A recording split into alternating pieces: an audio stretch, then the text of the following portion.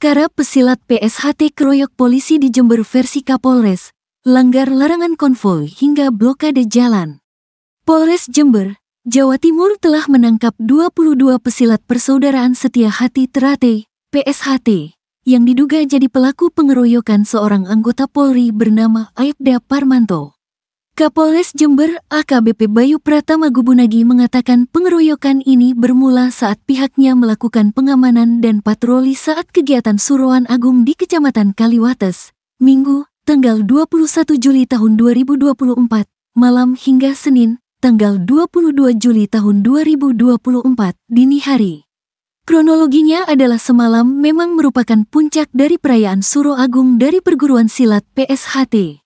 Dan kami sudah melakukan upaya-upaya pengamanan baik secara patroli kemudian pengawalan terhadap para peserta kegiatan, kata Bayu, Selasa, 23/7.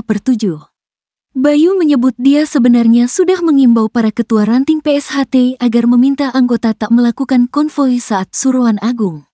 Namun, ternyata para pesilat tak mengindahkan perkataannya itu.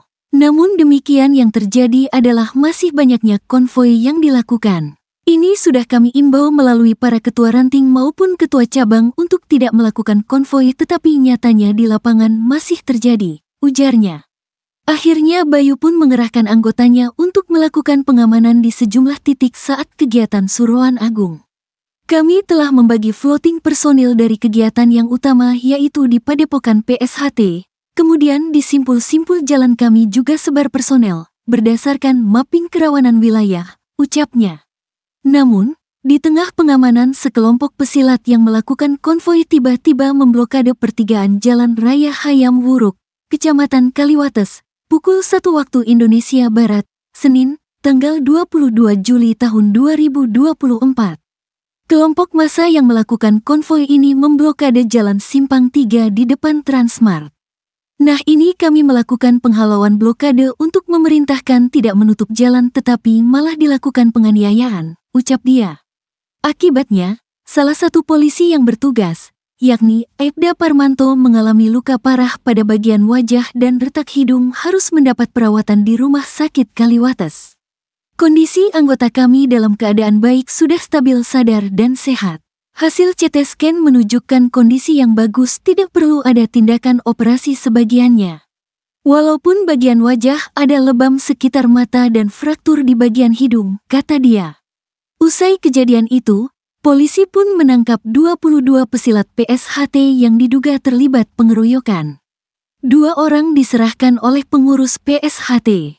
20 lainnya ditangkap paksa di rumah masing-masing. Dari jumlah itu 3 diantaranya ternyata masih berusia di bawah umur. Kami sangat menyayangkan anak-anak kita terlibat peristiwa tindak pidana ini, tuturnya. Berdasarkan hasil keterangan sementara, pengeroyokan ini dipicu salah paham.